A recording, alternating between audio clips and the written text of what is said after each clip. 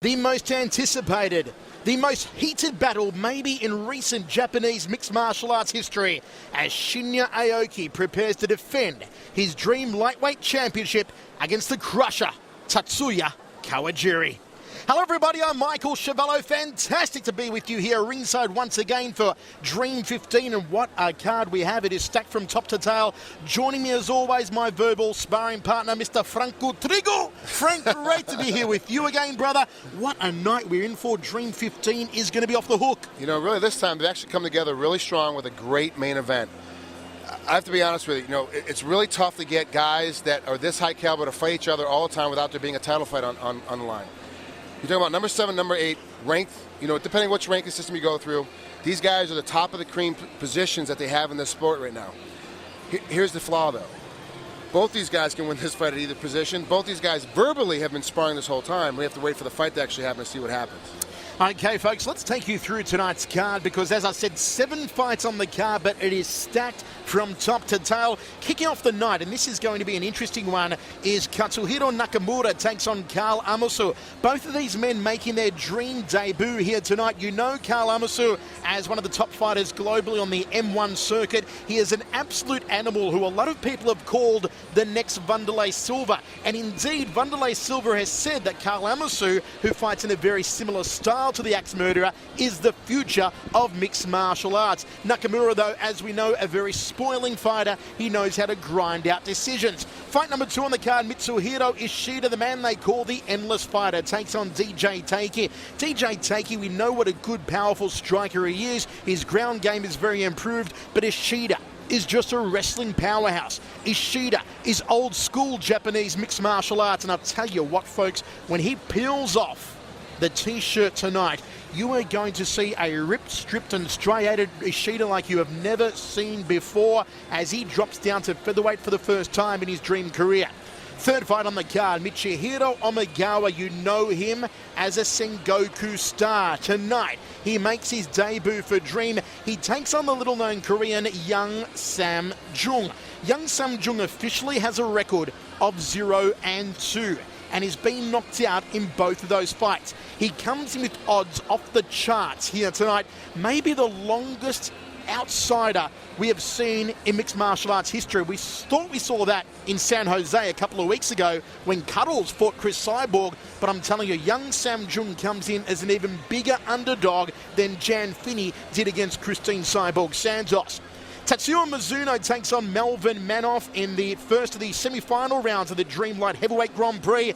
Mizuno has been training extensively with Matt Hume recently. He says he's got a game plan. He says he's watched over 100 hours of tape on Melvin Manoff. I didn't know there was 100 hours of tape of Melvin Manoff out there. I mean, Manoff basically knocks out most of his opponents when he wins inside the first round. Mizuno says he has unraveled the riddle of how to beat Melvin Manoff, and it may not necessarily be on the ground. That will be interesting to see. Also, looking to return to the winner's circle in a big way tonight, Gegard Mousasi. We saw him in Strikeforce last time out, who was defeated by King Mo Lawal and lost the Strikeforce title. Well, Mousasi now going after his second dream title. He's gone up from middleweight now to light heavyweight, where he truly does belong, taking on former UFC fighter Jake O'Brien. O'Brien, who we'll talk about in a moment, had a lot of trouble cutting weight overnight, and you've got to wonder, in the very humid conditions here in Japan, how is that going to weigh on Jake O'Brien?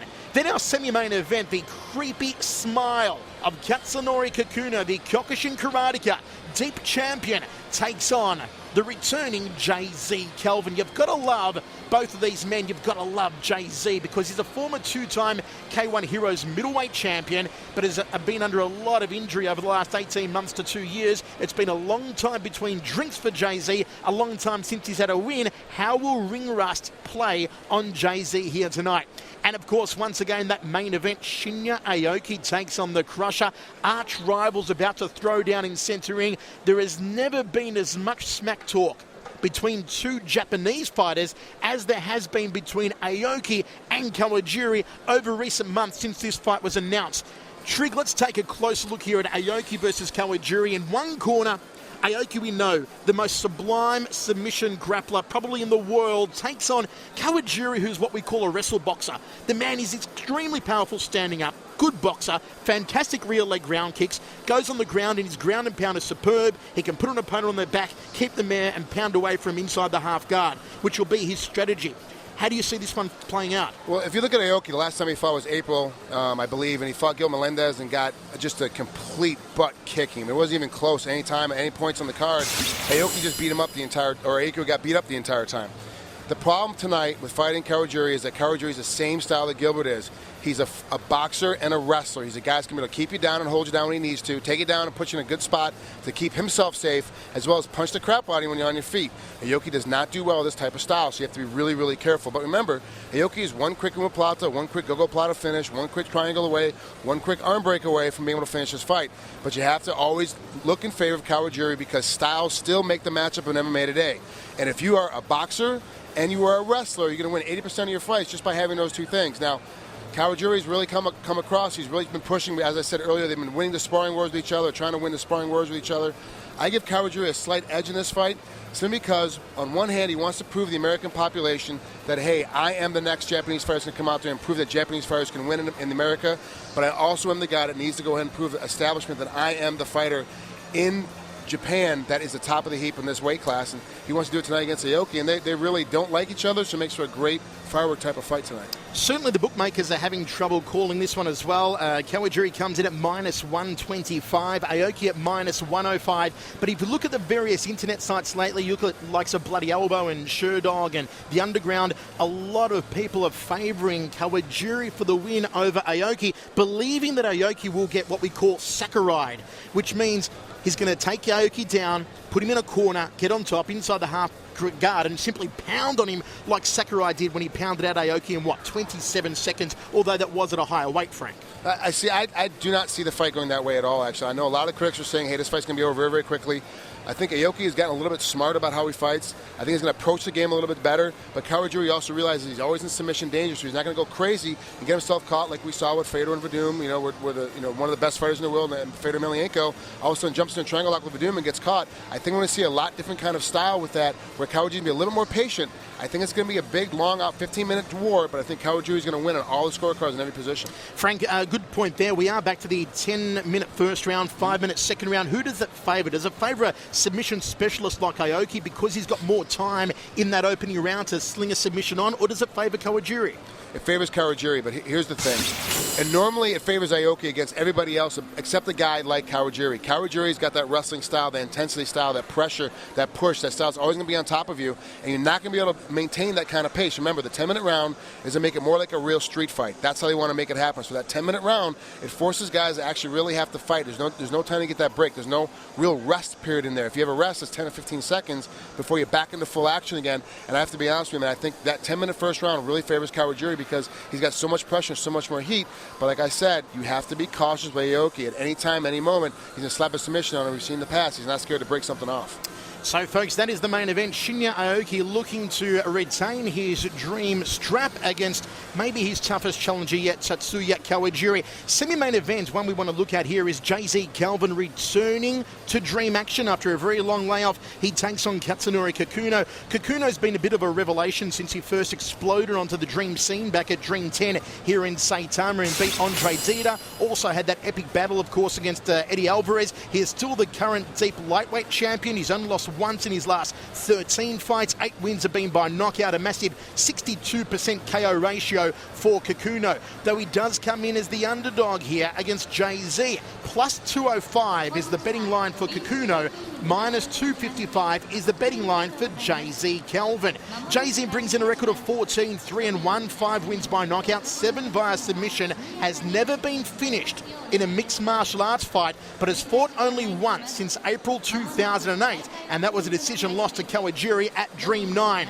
Frank, the question here is, will ring rust affect JZ, and how are his knees holding up? Because we know that a fully fit JZ Calvin is still one of the top guys in the world, but will it be the fully fit JZ that returns to the ring here tonight against a man like Kikuno, who is so vicious with his strikes, particularly with his leg kicks, being a Kyokushin karateka, and that worries me. If he starts to bang up the legs of JZ, goes to town on those quadriceps, drops a little lower to the knee, JZ could be in trouble.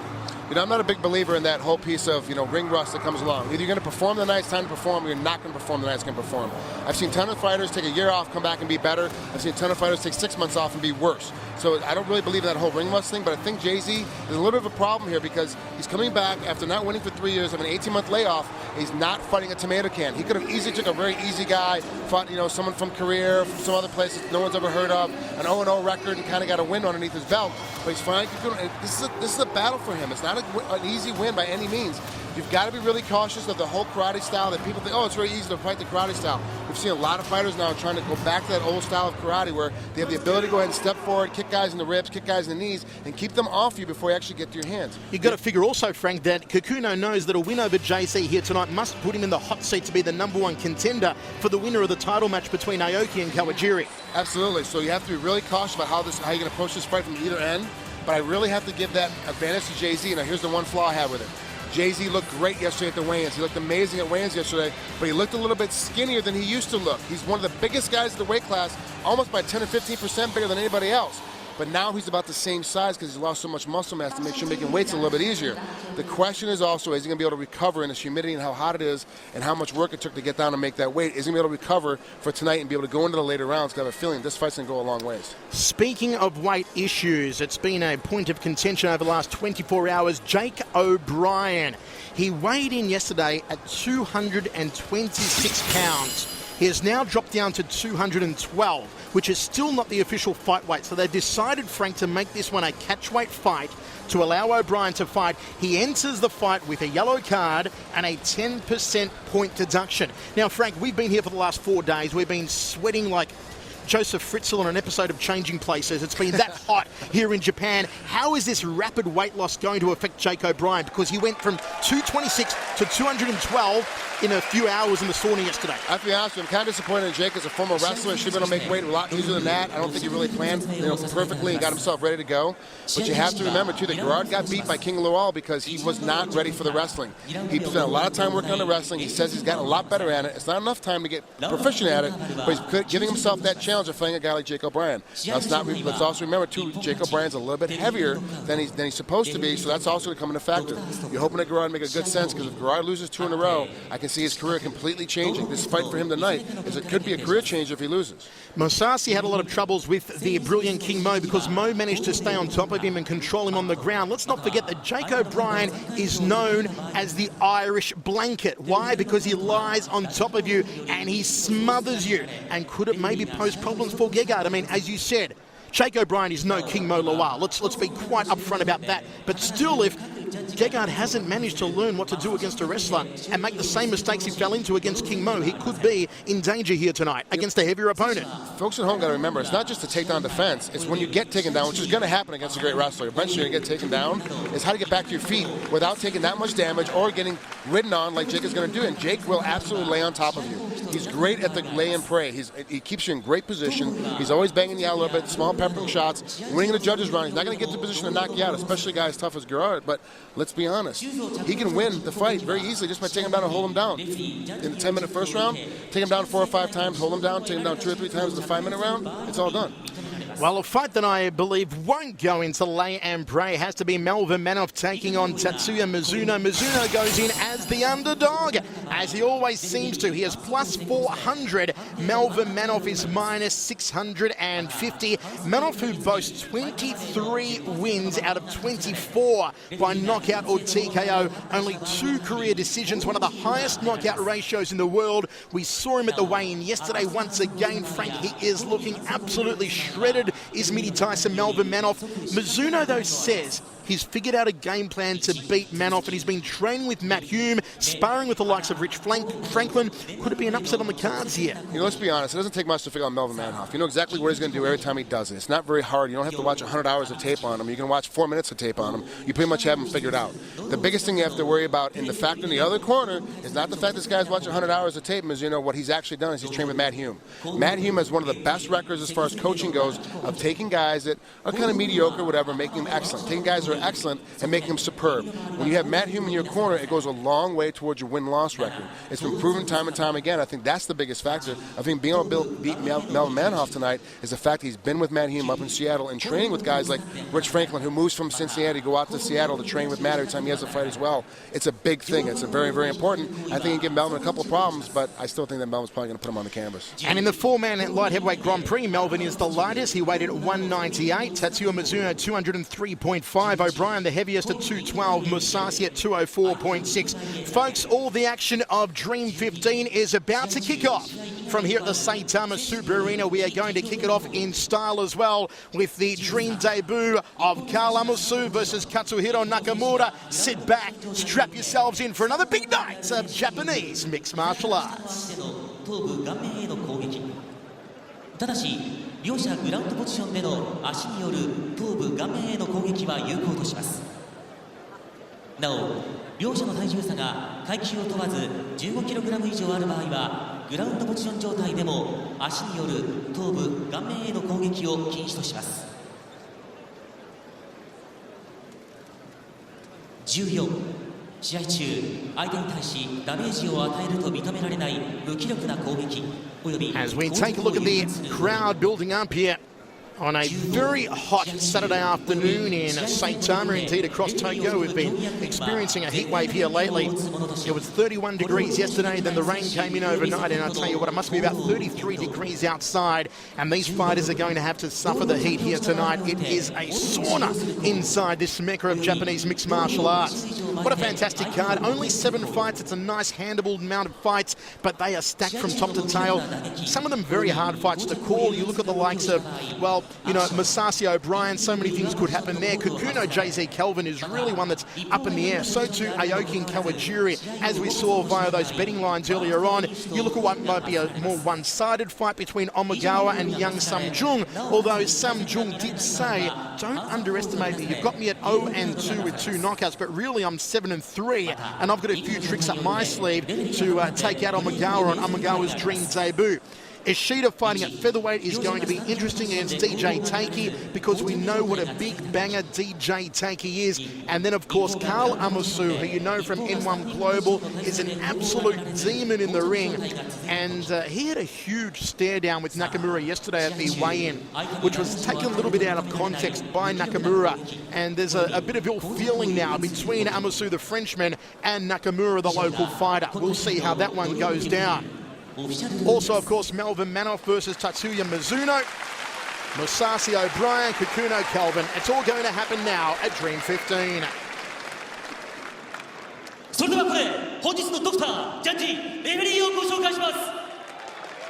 本日のドクターは中山健二、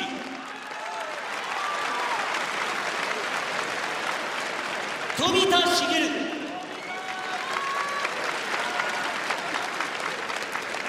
川口健、伊佐山和夫、橋本大樹、清水圭樹、福田秀明、金孫道。以上8名です。続いてジャッジをご紹介します。庄司明、マット・ヒューム、戸鳥薫、足立光、大橋正則、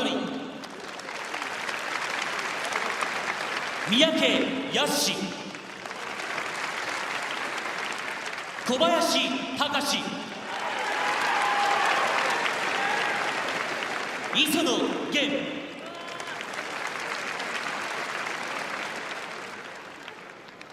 続きましてレフェリーをご紹介いたします。芹沢健一、木村沙美代、大城森高、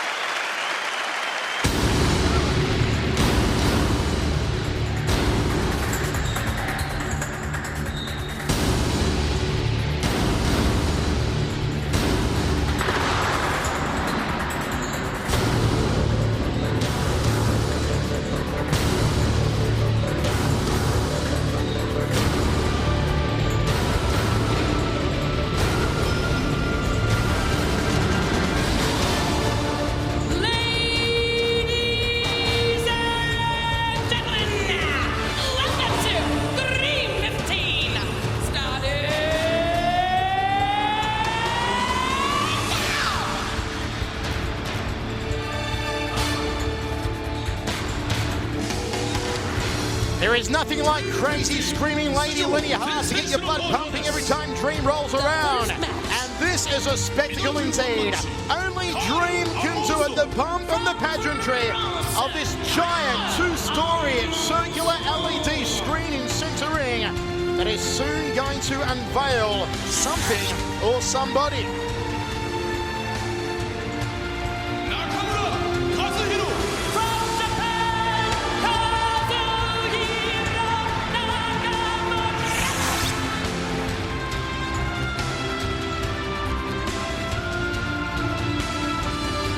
The second match. Evento de MMA, DJ Daiki. From Japan, DJ Daiki.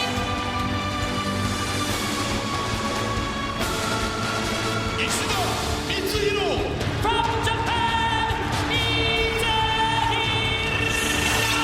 Ishida. The third match. Evento de MMA, John Yonsan. From Korea, Jung Young-sun.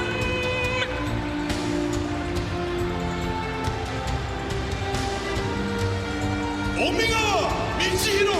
From Japan, Mitsuhiro Omigawa.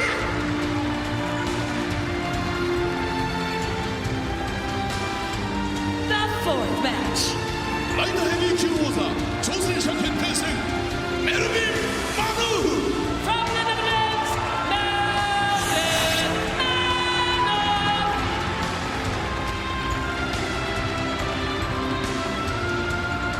水野達也 From Japan, Tatsuya Mizuno.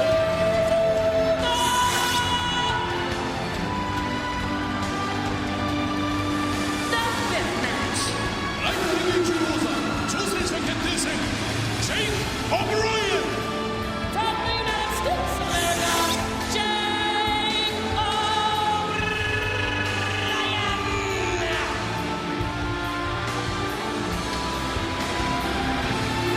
ゲガール・モーサシ From the Netherlands, Gegarda Musashi.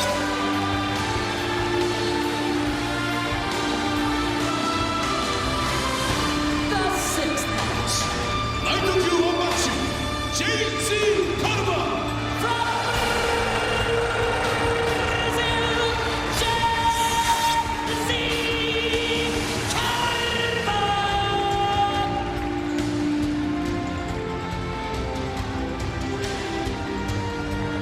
菊野勝則 From Japan, Katsunori Ikuno.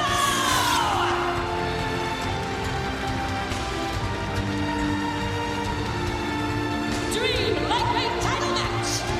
日本はもう一度夢を見ることができるそんな戦いをしようじゃないかライト級タイトルマッチ挑戦者川尻達也 The challenger from Japan, Tatsuya.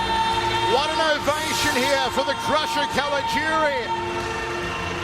One side of the auditorium is completely in Kawajiri's favour. Let's see the applause now for Aoki. 青木真也 And the other side is going for Aoki. They are split down the centre here at the Saitama Super Arena.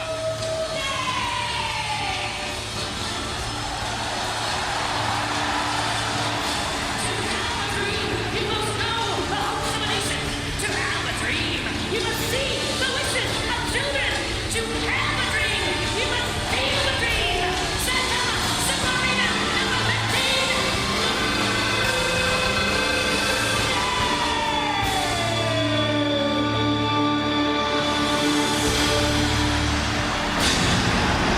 This place is absolutely electrified. Dream 15 is alive and a happening. あの男はもうこの道場にはいないしかしそこに喪失感などない吉田道場大将中村和弘吉田秀彦に憧れ共に歩んだ総合格闘技人生ランデルマン、シューバー、オーチャンチンら強豪と激闘を演じ高い評価を得てはいたが、彼の目の前にあの男が未だに追いかけてるって感じで、存在感とか越えれない壁っていうのはすごく感じてて、40歳になった吉田秀彦は引退を決意。その時中村は直訴した。そういう気持ちがあったんで、吉田秀彦さんと戦わせてここで吉田を超えられなければ彼の人生に大きな影が落ちる。愛する師匠に拳を打ちつけた15分間、中村は壁を越えられたのか。殴り合った翌日、メールが。これからはカズがみんなを引っ張っていけよ。中村は涙した。じゃあ引退して吉田になるよって言われても無理だし、じゃあ吉田さんがやらなかったことって何なのかなって考えた時に、吉田道場の新リーダーとしてドリームに参戦。対するはフランス柔道最強の男カール・アモーゾ。柔道家時代から気性の荒さで知られ、ついたあだ名がサイ。止まることがない打撃のラッシュ、KO率驚異の 91%。 M1 グローバルで名を挙げたサイコが中村の再出発を阻む。世界最強の登場にしてプライドの見てた人らに変わったんだぞっていうのをやっぱりしたいな。志を継ぐ者、吉田道場のドリーム、いざ。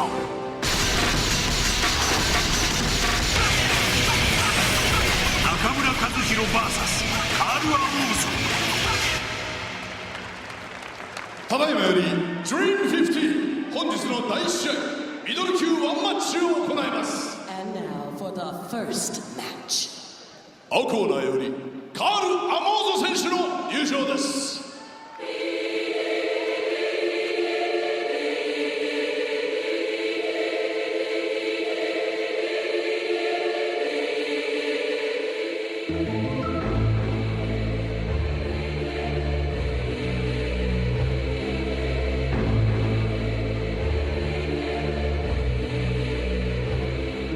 Voilà le son que j'attendais sur ton période tendue. Quand je sors du 9-4, j'évite les coups tordus. Depuis mon adolescence, j'évite les pièges tendus. C'est tendu, et alors on assume, c'est tendu. C'est bon, mais ouais, mais y'a un malentendu. Tout le monde fait une marche. Je résiste, tu prétends être déçu. Qu'est-ce que tu veux de moi? C'est toi qui me déçois. Qu'est-ce que t'as de fou, toi? Des questions de... I don't know what it means, but it sounds good. Karl Amoussou makes his way to the Dream Ring for the very first time, nicknamed the Psycho. And in a few moments' time, you're about to see why. If you've never seen Amoussou fight before, you are in for something special, folks. The man who Vanderlei Silva has been quoted as saying is the future of mixed martial arts. The man who Sherdog voted as the #1 European mixed martial arts prospect. 11-2-2 his mixed martial arts record is. Finished 10 of his last 11 wins. A high 64% submission ratio, a 27% knockout ratio. Undefeated since November 2008 when Luisa Linares TKO'd him in Finland. Look at the look of intensity on the monk there of Karl Amoussou. There's a man you don't want to meet in a dark alley. There's a man you don't want to meet in a light alley. What are you doing in an alley anyway, Frank, with Karl Amoussou? Depends what part of Tokyo it is. A lot of alleys in Tokyo. A black belt in judo. Has only ever been stopped once in mixed martial arts. That again by Luisa Linares in November 2008. Formerly trained with his brother Bertrand, a French judo champion who fought in Pride Bushido. Now trains with Jean-Marie Mercier at Haute Tension or High Tension Gym. Actually works full-time for a special anti-drug and gang police task force in France. Comes in off a draw against Trevor Friendly last time out, when Amoussou received the thumb to the eye. A very intimidating man is the Psycho Karl Amoussou. And Frank, if your nipples aren't so erect they're cutting through your shirt in expectation for this one, there's something wrong with you. You're a little sick, Michael. You're a little sick. Sit a bit closer and I'll show you how sick I am. But you're right, it is. This is going to be actually a really good fight. I'm interested to see how well Nakamura is able to start getting out of the way with his head motion. I'm interested to see how Amoussou is going to be able to start throwing punches and counter the judo. It's going to be very interesting. Through the ropes, goes the Psycho, Karl Amoussou. Welcome to Dream.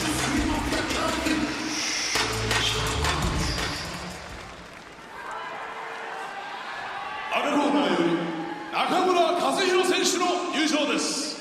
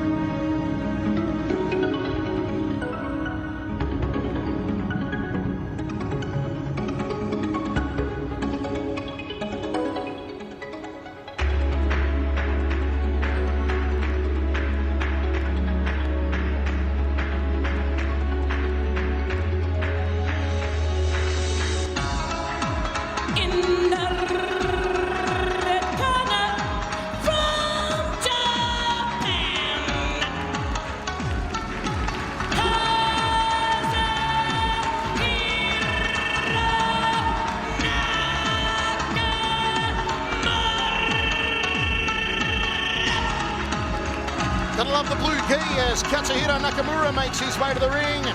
14-10 and he sprints out Ultimate Warrior style. 3-5 in his last 8, has been finished 3 times in that span.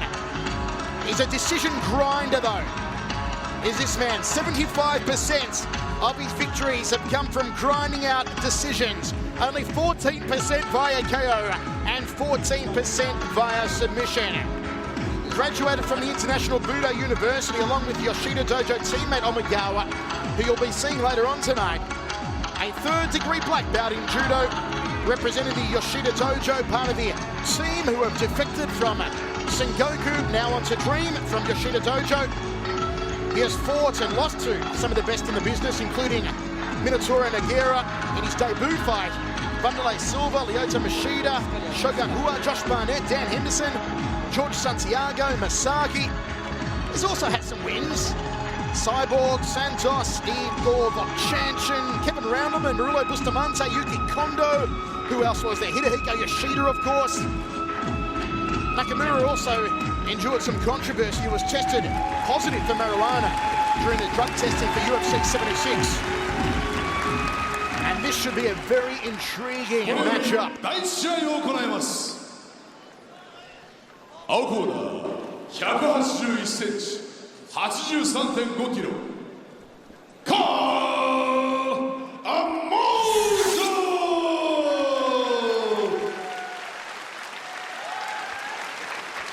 ー赤コーナー178センチ 83.8 キロ Nakamura Kazuhiro.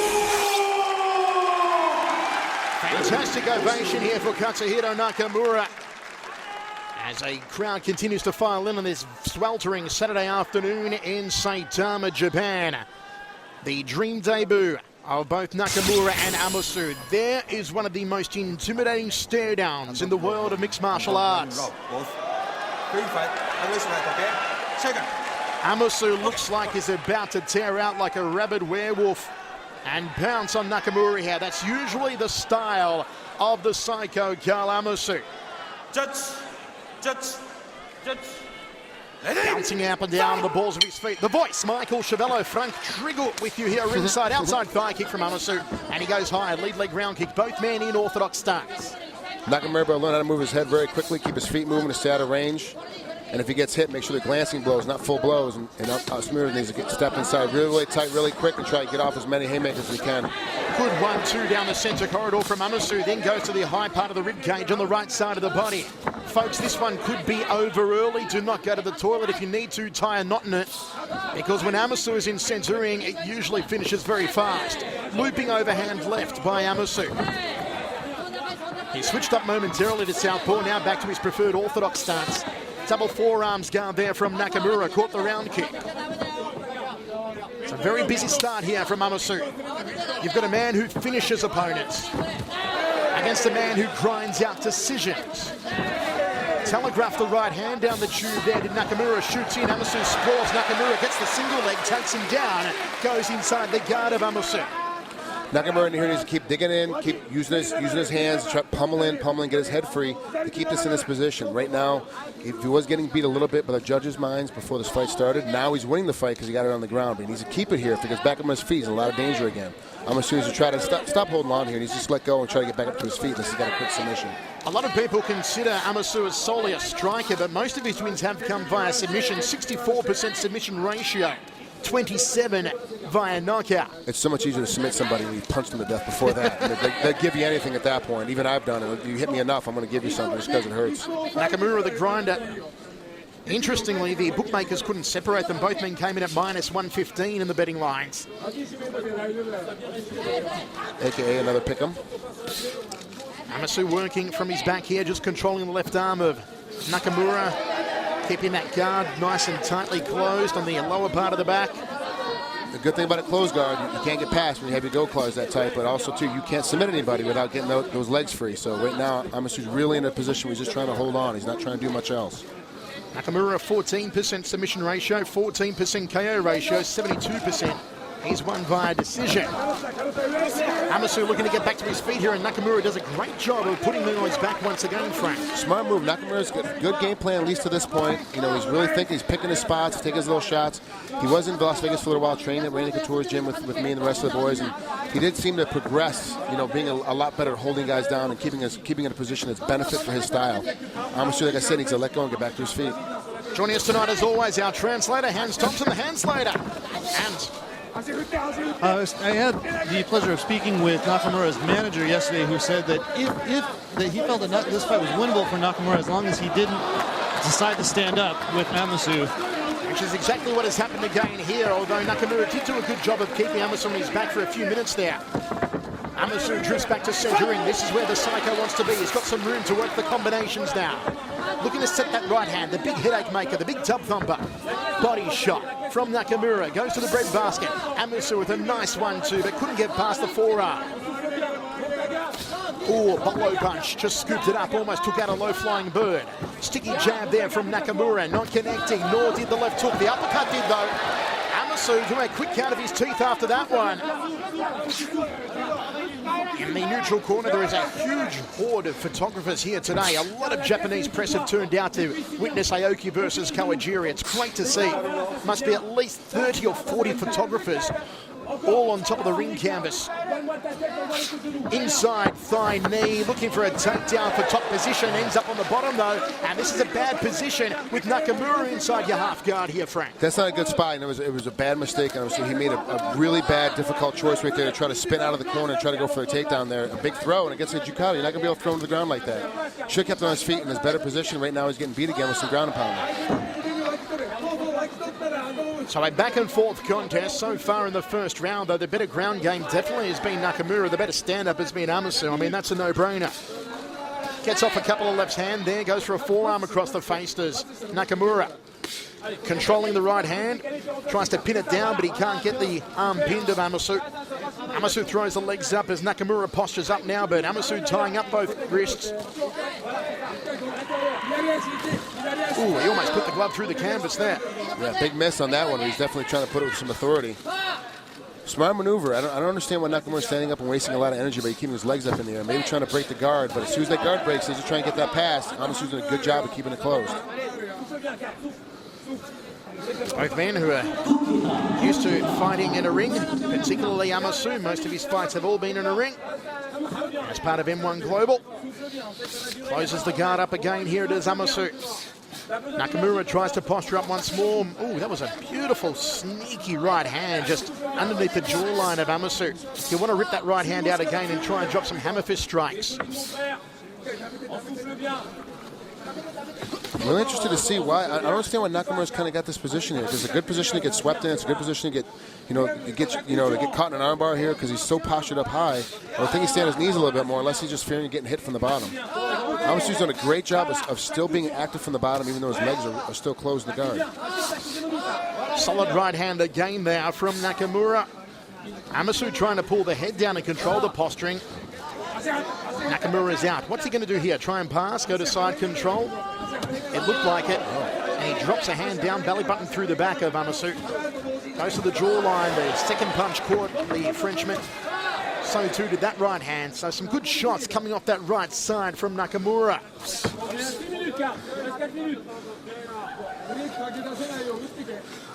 You can hear both men breathing heavily. A lot of humidity inside the Saitama Super Arena. As we said, it's been a very hot week here in Tokyo. It's about 32 degrees Celsius outside.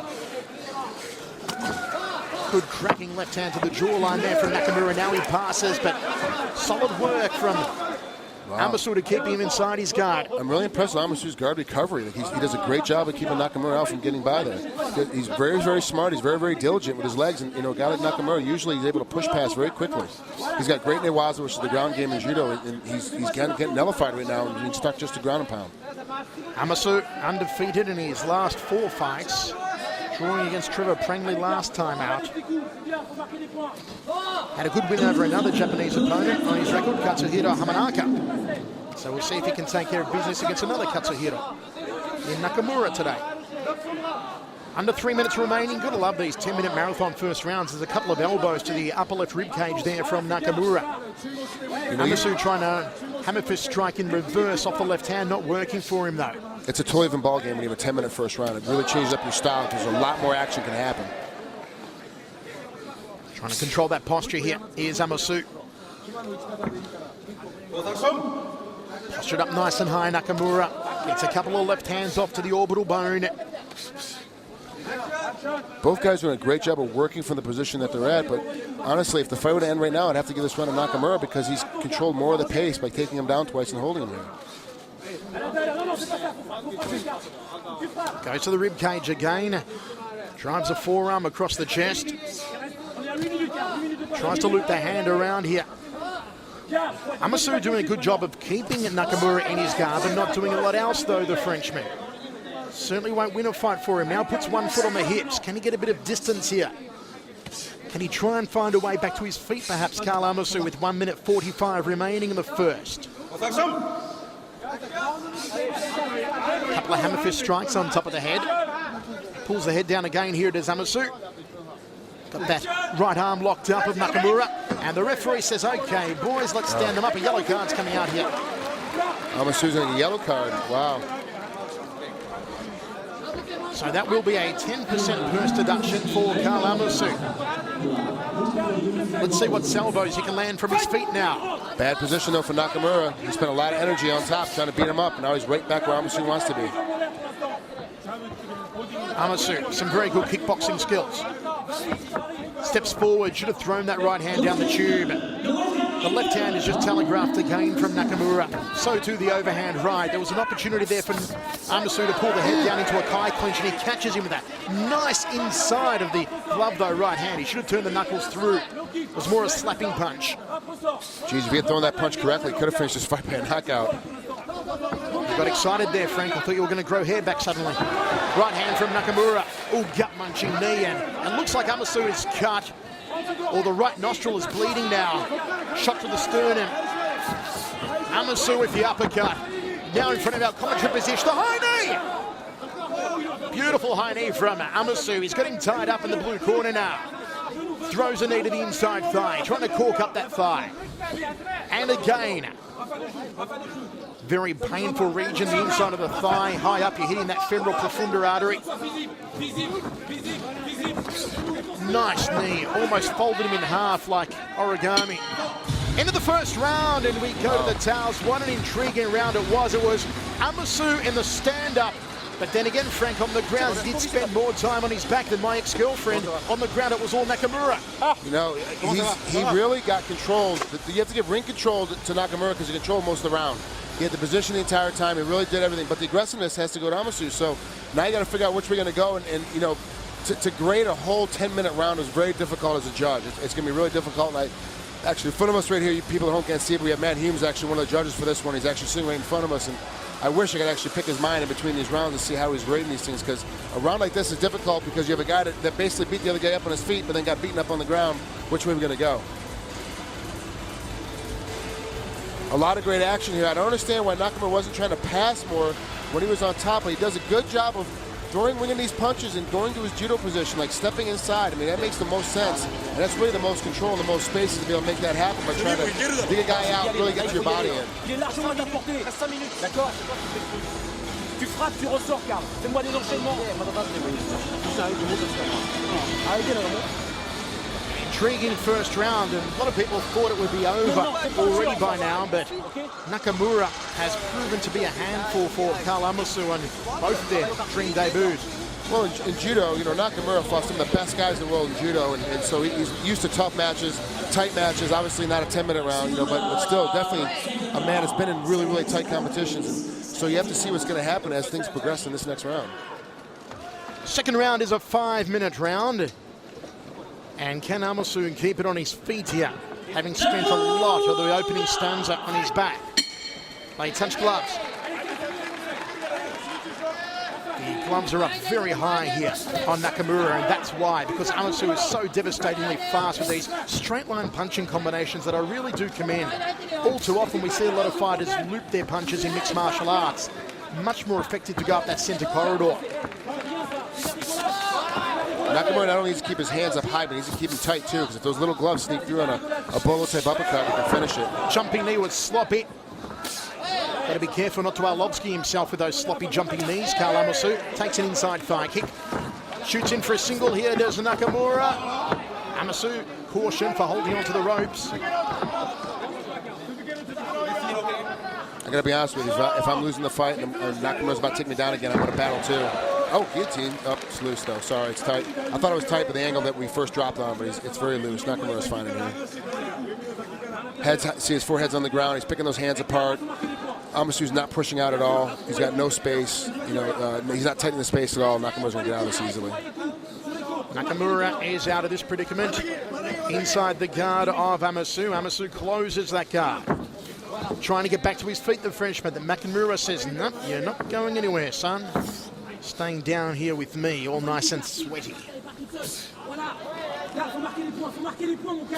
Well, I've always said the best place to be is on top. If you're going to control the pace, keep control of what's going on, and really, if you've got a guy that's a better striker than you, you really need to put a guy in a spot you can beat him up, and that's to put him where he can't punch and kick you, and that's on his back. Smart move by Nakamura. I still think he's wasting a lot of energy with his feet here. He's posting up. He's not really trying to guard pass. He's not doing anything that Amoussou can't stop, except go right to a triangle, which he's trying to sneak into right now. And Nakamura's in a little bit of a predicament here, so he pops his head out like he just did. Now he's going to be passed, but he's going to get caught back in guard again. Nicely done from Amoussou. Puts Nakamura back inside his glove and closes it. 3 minutes remaining here in the second set for 5. I'm really impressed by his guard recovery. He's done it from multiple different positions, and Amoussou's really good in the bottom, you know, taking it, keeping Nakamura in the middle of his guard. And it's tough because a guy like Nakamura is punch passing, is really trying to get by. Trying to make it look kind of easy, but tonight's been really difficult. Trying to pull up on the back of the head there, Nakamura. Amoussou takes a little popping right hand to the jawline once more. Those hammer fist strikes have less weight behind them than Kate Hudson. And look at Nakamura trying to drive through with that left hand. Controlling the left hand here of Amoussou. Lets it free and drops the right hand. Lowers the boom once more. This is good work from the top, I feel, from Nakamura. Amoussou now really needs to change up tact a little. He will not win this fight from his back, Frank. He will not win it in this position. Well, he's got to do a better job of letting go and moving, using his legs and using his body to try to get up and get out. He's just trying to go to half submissions right now, but it's going to be really difficult to get on Nakamura.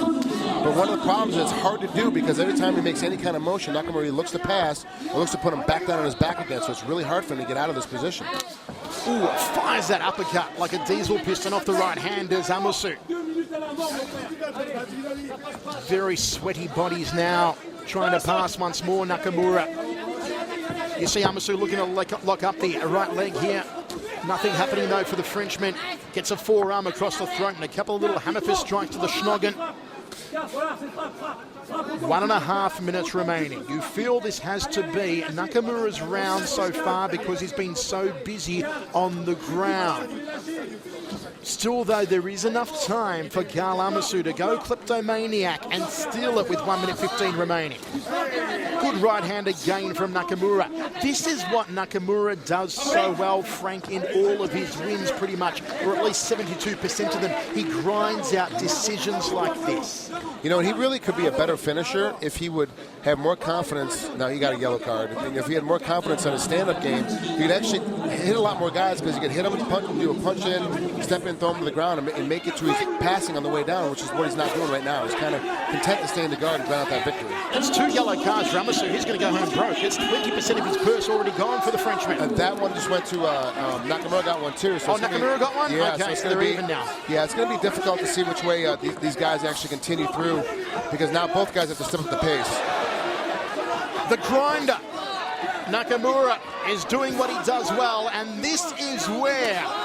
Oh, beautiful liver shot and left hook from Nakamura. The 2 best punches of the fight actually go the way of Nakamura. That was a superb combination, Frank. First of all, dropped the left hand to the liver, came upstairs, hooked into the jawline. He did all that while sticking with his judo root of stepping inside as he was doing both. He moved his feet forward, stepped right in, took him down to the ground. So it was a perfect combination of punching right to the guard game again. I am so freaking impressed by Nakamura here. The grinder is going to do it again. He's going to grind out a very impressive decision. There will be no celebrations on the dream debut for Karl Amoussou. Oh, surely the judges will know to give this one to Nakamura. Even Judge Reinhold would know to give this one to Nakamura. Yeah, I would hope so. You know, he's pretty smart. He fought this game very, very well. Nakamura stepped inside, controlled the pace, and put it in a spot where he could always be victorious. But it wasn't easy to get there because remember, you got to step inside against the guys trying to uppercut you and throw him to the ground. A couple flying knees that were always off balance, never really went to it enough at the right time. And every time Amoussou got comfortable, he'd end up down on the ground. Looked like a tight guillotine when it first went down to the ground, but it ended up being very, very easy. And then just gets ground and pound. There's more and more the ground and pound by Nakamura. Very, very smart. Good haymaker right here. Comes over the top.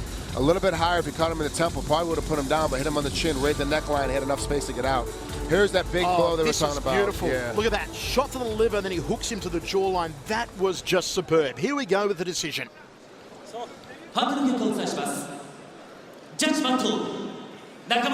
First judge to Nakamura. There you have it. You didn't have to be Sherlock Holmes to work it out. You could have been Johnny Holmes and worked it out. Nakamura on his dream debut takes it. For Karl Amoussou, it was not meant to be.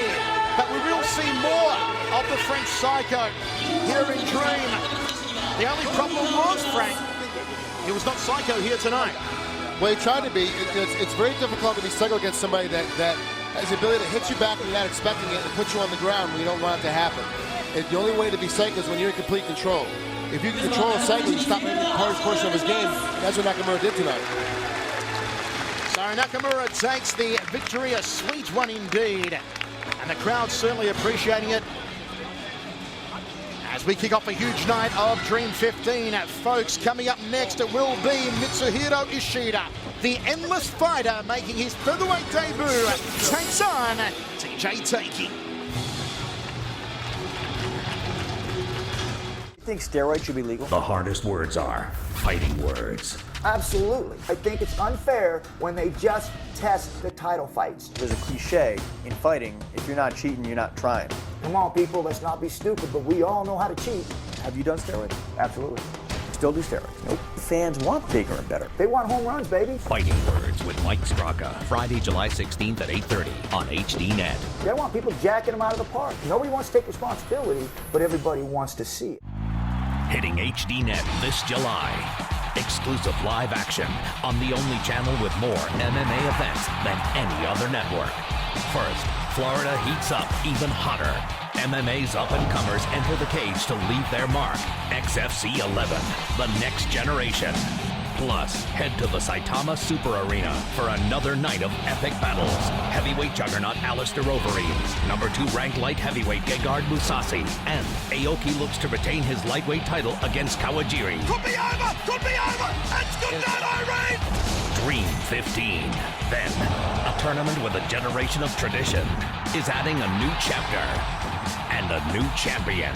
One will stand alone. K1 World Max 70 kilograms, final 16. 63 kilograms final. Don't miss a minute of action. HDNet Fights, every Friday, exclusively on HDNet. Your home for MMA. 1年間待ち続け、仲間たちと共に出場したヤレンのカ2007。現ストライクフォース王者ギルバート・メネンデスと激闘を繰り広げた。あの時、石田光弘は確かに輝いていた。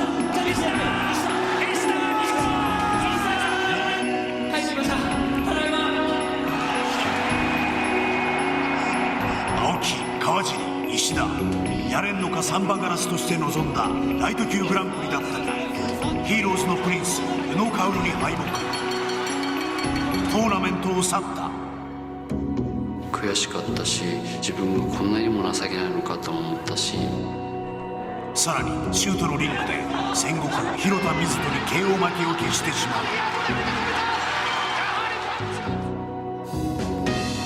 そして今夜、今回フェザー級に落としての、試合となります。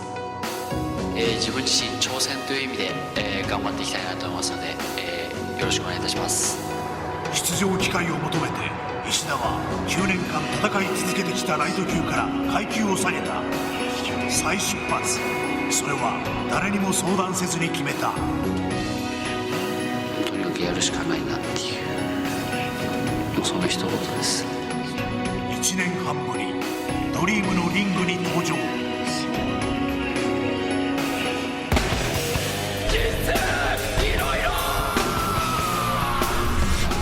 ドリームフェザー級に進む死神、撲殺羊 DJ 大輝、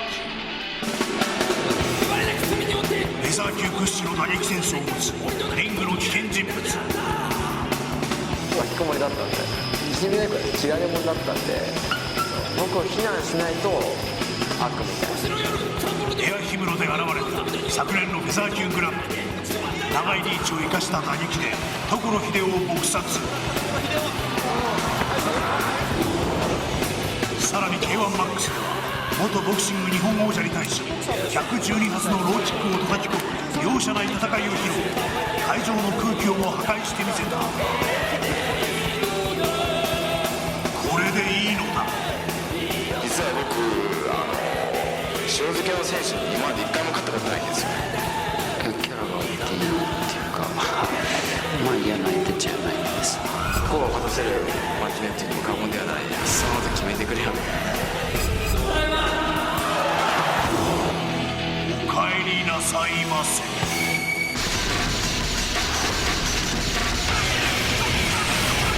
石田光弘 VS DJ 大輝。ただいまより本日の第2試合、フェザー級ワンマッチを行います。 And now for the second match. 赤コーナーより DJ 大輝選手の入場です。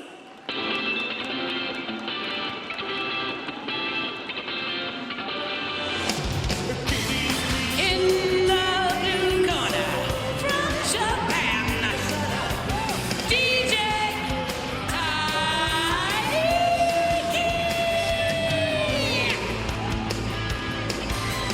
A strange character who is DJ Daiki, real name Daiki Hata. Boasts an 11-6-3 mixed martial arts record, 5 wins by knockout, a 45% KO ratio. You've seen him have wins over the likes of Kenji Osawa, Yoshiro Maeda, Hideo Tokoro, losses to the likes of Marlon Sanjo and Yoshiro Maeda. He said he received the offer of this fight on June 30, and he didn't have enough time to train or even dress up as a butler, which is what he wanted to do. Yes, this man does have more costumes in his wardrobe than Victoria Beckham, but we're not going to see them tonight. DJ Daiki will have a very tough time against the epic, endless fighter. who is Mitsuhiro Ishida. Daiki comes in as the underdog. Has actually sharpened his stand-up skills in Thailand for nearly 3 months earlier this year, along with K1 fighter Hiroya, who lives in Thailand, training alongside Anuwat. There's a man you should YouTube, the Iron Hands of Siam, Anuwat, one of the finest Muay Thai stylists on the planet. 赤コーナーより石田光弘選手の入場です。 We always see the flag over the shoulder of Ishida. I love this little guy.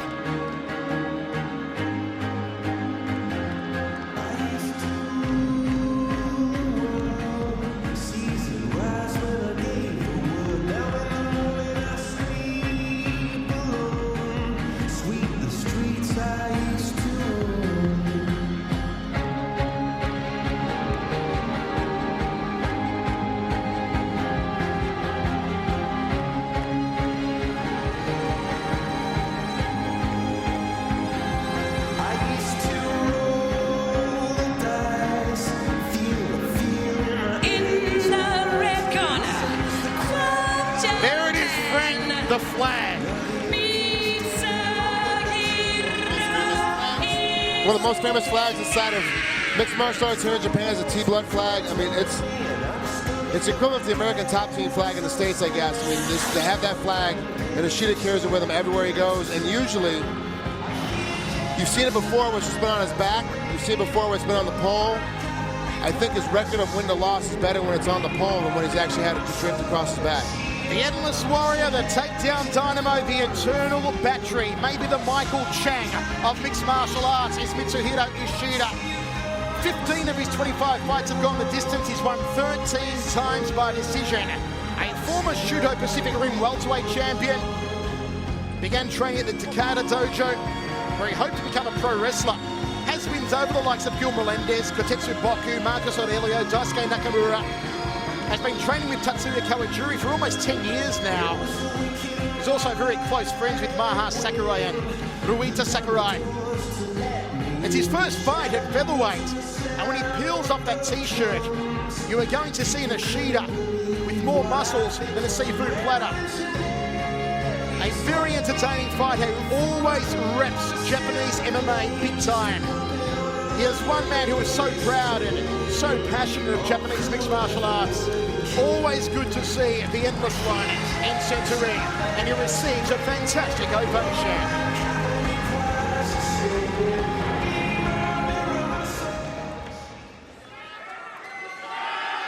これより第2試合を行います。青コーナー172センチ65キロ DJ 大輝。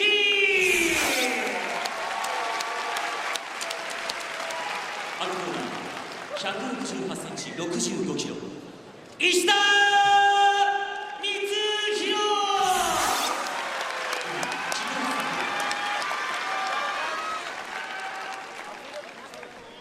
Fantastic crowd on hand here at the Saitama Super Arena. And they are on the edge of their seats for this one. Ishida returns to action. It's been a while between drinks for him in Dream. The height and reach goes all the way of DJ Daiki. Both men weighed in at 143. It's the first time ever that Ishida has weighed in at 143. And as I said, have a look at the size of the deltoids and the traps and the midsection of Ishida. You could do your washing on his stomach. First round, Michael Chavello, Franco Trigo with you. Both men in southpaw stance. Beautiful hook and takedown from Ishida. Tries to pass, goes inside the half guard. That was pure Ishida awesomeness. For the wrestler, this is one of the best positions, the half guard. I don't understand. It works very well for me. Every wrestler, Randy Couture gets on top. He's always got a better half guard than full pass in the full side guard. Really, just a position. We know where the guy is underneath him. We can feel every position that he's going to. If anything's going to happen, Ishida has to get moving now. He can't. He got another decision with this guy because he can get knocked out any time. He's got to find a way to keep grinding this out and keep banging him on the ribs, banging him on the legs, and banging him on the head, kind of like we saw Nakamura do in the first fight of the night. Ishida can just sit here and smother him like a BP oil spill.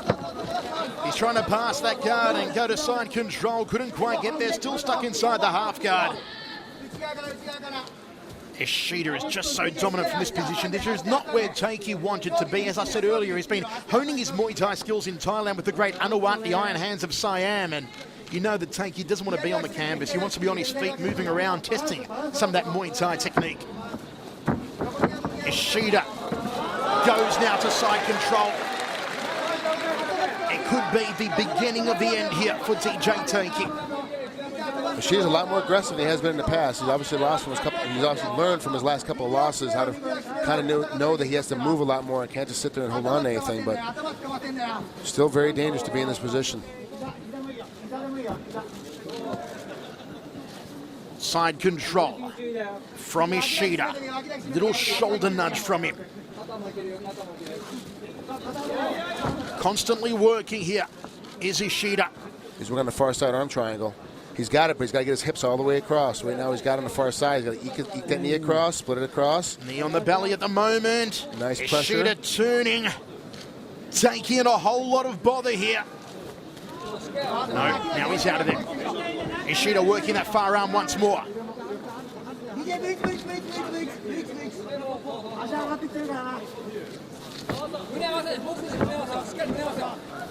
A lot of instructions here, hands coming from the corner of Ishida. What are they telling their man?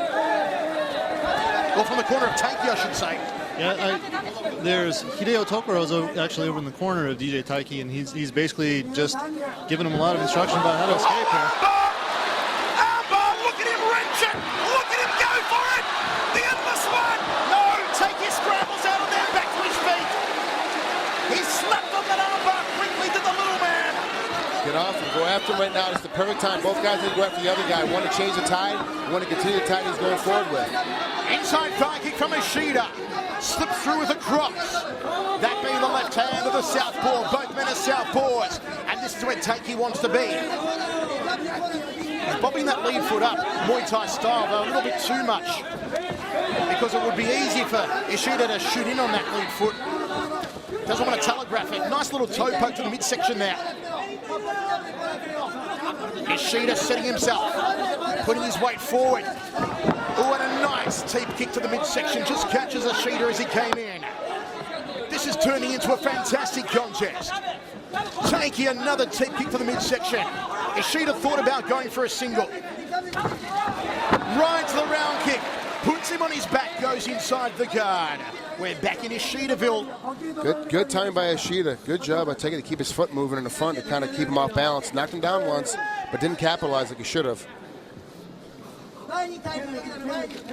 Ishida looking to posture up here.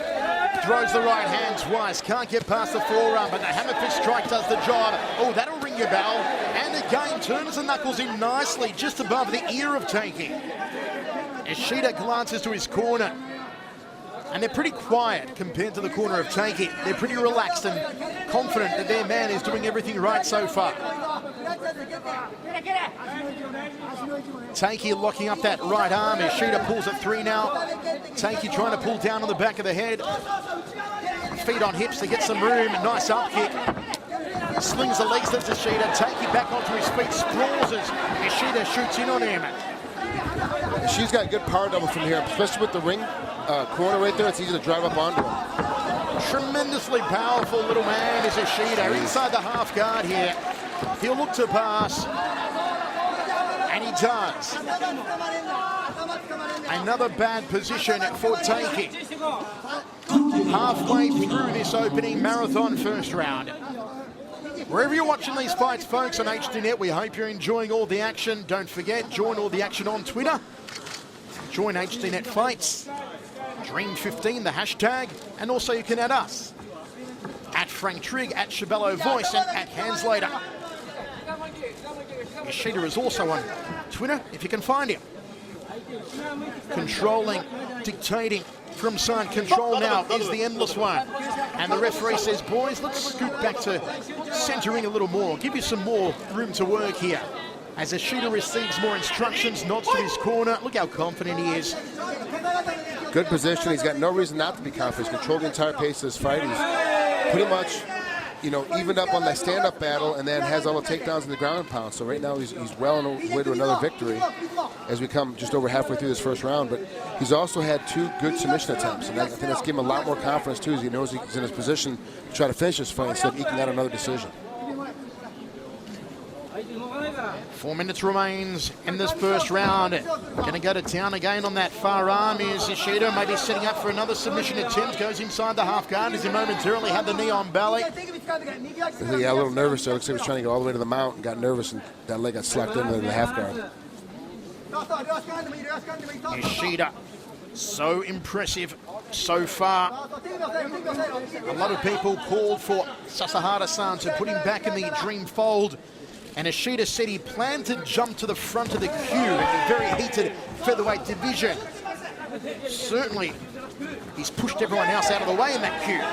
If this display is anything to go by thus far. Lending commentary here tonight for the Japanese pay-per-view is the #1 contender for the featherweight strap, Takeya.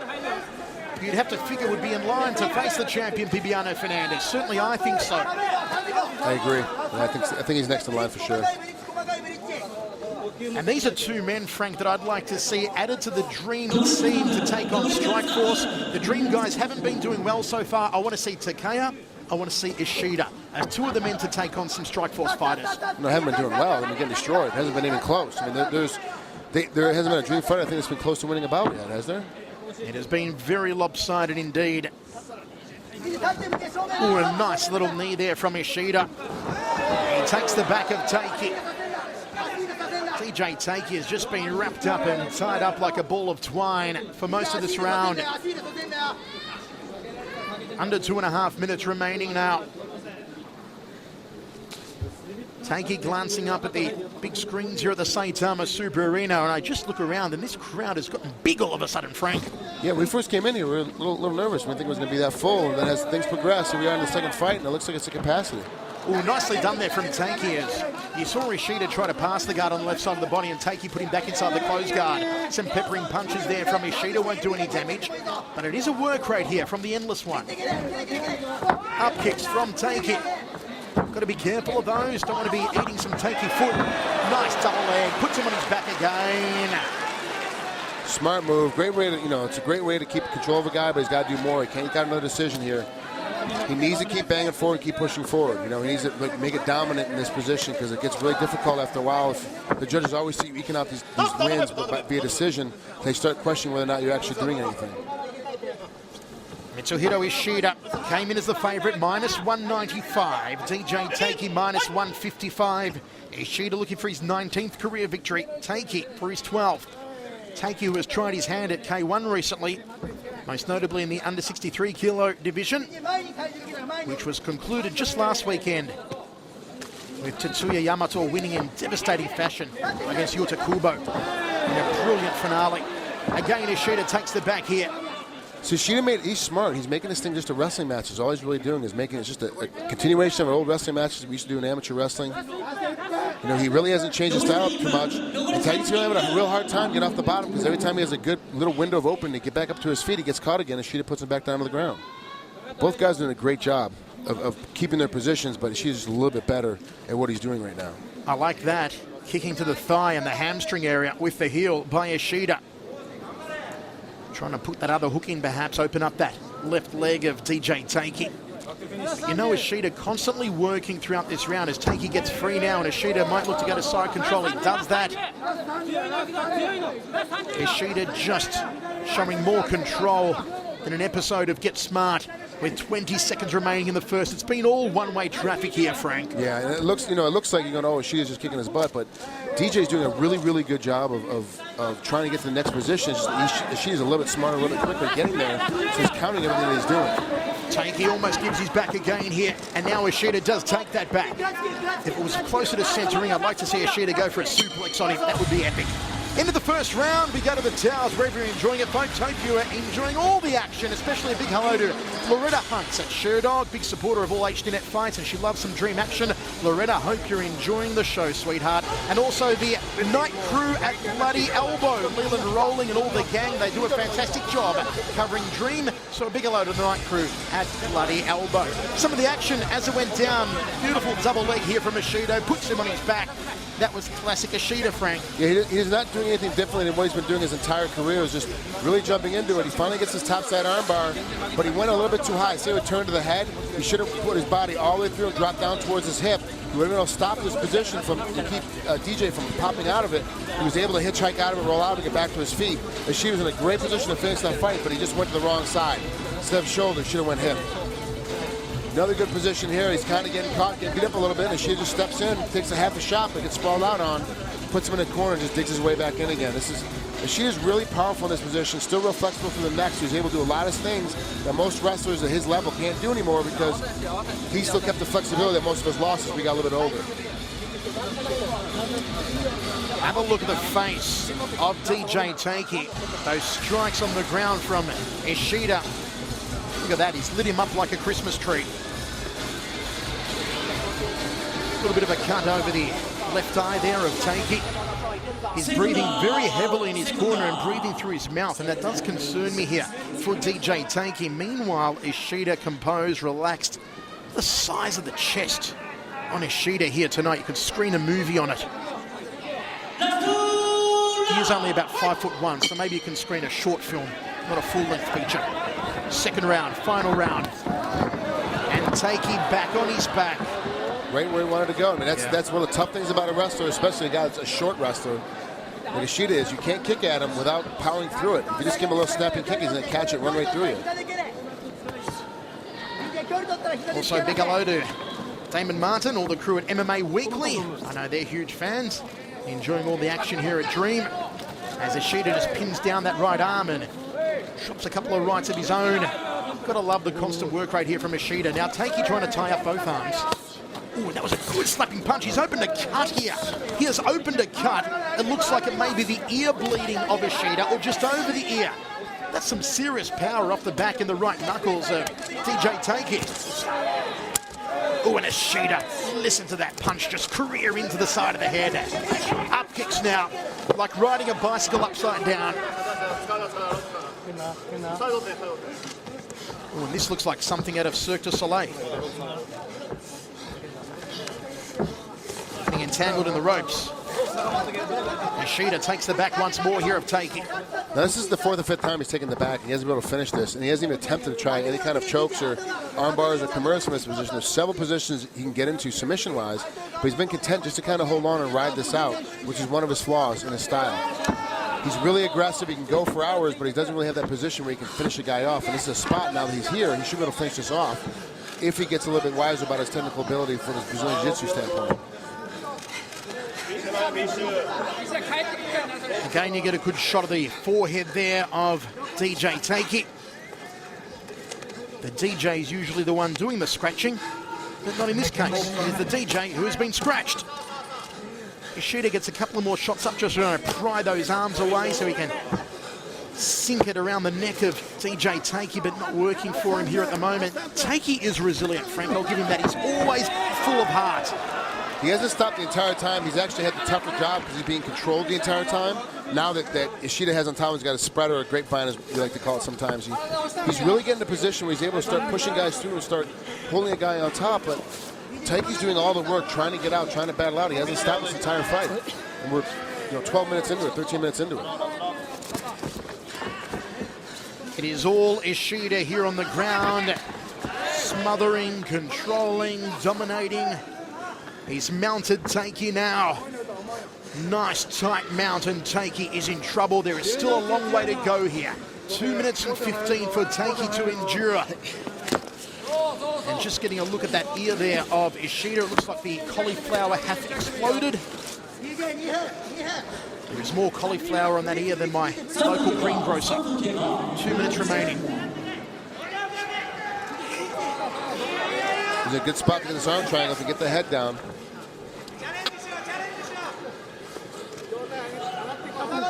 Ishida trying to improve his position. Daiki with nowhere to go. You see him grimacing there. His head's buried under the sweaty chest of Ishida. Ishida tries to scoot around and take his back. Oh, Daiki nicely done. Wow. With that right up kick. There's a big uppercut. Can he swing the pendulum now, DJ Ishida wants him down again. He's locked onto a single, now to a double. Daiki trying to remain on his feet, but to no avail. Ishida puts him on his back once more. Wow. What a great position. Fantastic work from the endless fighter, Frank. I mean, this is really smart. Great spot, great position. You know, he's really pushing down. Ishida's really put himself in a spot where he needs to be the entire time. And this is always on top. But he's in a little bit of a position here. He's a little bit tired. And this guillotine is giving him a little bit of problem out. The hands broke free. His ear's wide open. It's got to be suffering right now. That cauliflower is really, really bad. It's starting to get a little more cut into it. But he's still able to keep going. The Energizer Bunny still has more energy to go. As I said, the Michael Chang of mixed martial arts seemingly never runs out of energy. Does the endless fighter, Mitsuhiro Ishida. Blood streaming out of the cauliflowered ear. It won't phase him. I see the Hanslater has grabbed the microphone. Daiki's corner's telling him the same thing he's been telling the whole fight. Stand up, stand up, stand up. But it doesn't look like it's that easy. Every time he has stood up, Ishida has found very little problem in taking him down to ground.